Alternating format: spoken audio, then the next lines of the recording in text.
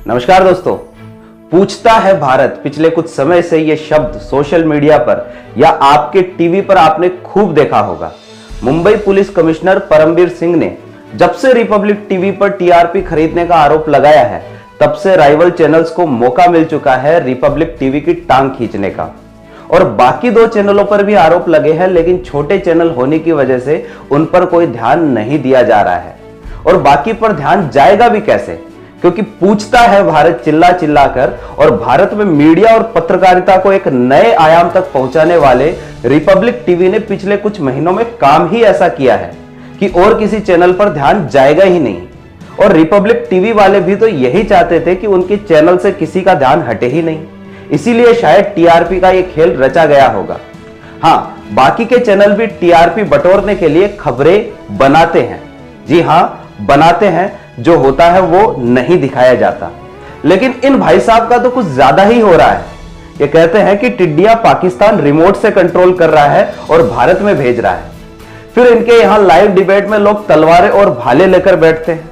मतलब झूठ भी ये लोग इतने कॉन्फिडेंस और जोर शोर के साथ बोलते हैं कि सच लगे। अब बताते हैं कि यदि मुंबई पुलिस द्वारा लगाए गए आरोप सिद्ध होते हैं तो अर्नब गोस्वामी को कोर्ट द्वारा क्या सजा दी जा सकती है। लेकिन इससे पहले एक बार टीआरपी को समझ लेते हैं। टीआरपी का मतलब होता है टेलीविजन रेटिंग पॉइंट, और इसके डेटा हमें यह बताते हैं कि किस चैनल पर कौन से शो को कितने लोग देख रहे हैं।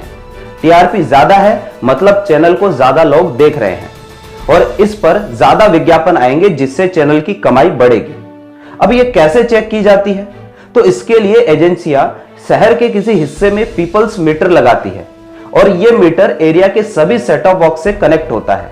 लेकिन यह मीटर कहां लगाए जाते हैं, यह बात कॉन्फिडेंशियल रखी जाती है।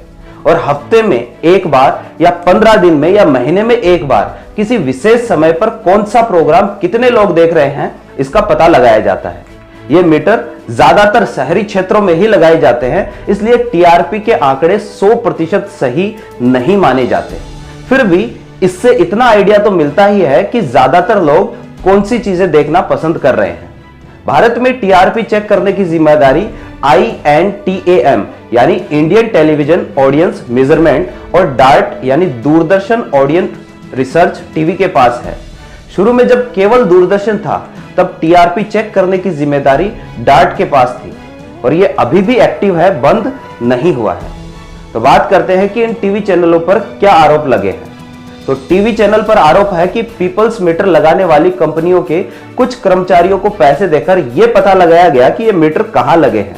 फिर उस एरिया के आसपास के घरों को पैसे देकर कहा गया कि वह उस समय टीवी पर वही प्रोग्राम चलाए जो चैनल वाले चाहते हैं, और इस तरीके से चैनल की टीआरपी बढ़ाई गई। अब बात करते हैं कि मुंबई पुलिस ने आखिर किन धाराओं के अंतर्गत केस दर्ज किया है, और यदि आरोप सिद्ध होते हैं तो अर्नब और बाकी के दो चैनल फक्त मराठी और बॉक्स सिनेमा के मालिकों को क्या सजा हो सकती है। तो मुंबई पुलिस ने आईपीसी की धारा 409 क्रिमिनल ब्रीच ऑफ ट्रस्ट और IPC section 420 cheating and dishonestly including delivery of property के तहत मामला दर्ज किया है। अब क्या होता है इन धाराओं में? तो सेक्शन 409 के अंतर्गत यदि अपराध सिद्ध होता है तो लोक सेवक या बैंक कर्मचारी या व्यापारी अभिकर्ता द्वारा इसे विश्वास का आपराधिक हनन माना जाता है और यह एक गैर जमानती संज्ञेय अपराध की श्रेणी में आता है। इसमें अधिकतम 10 साल की सजा और जुर्माने का प्रावधान है। इसके अलावा यह अपराध समझौता करने योग्य नहीं है।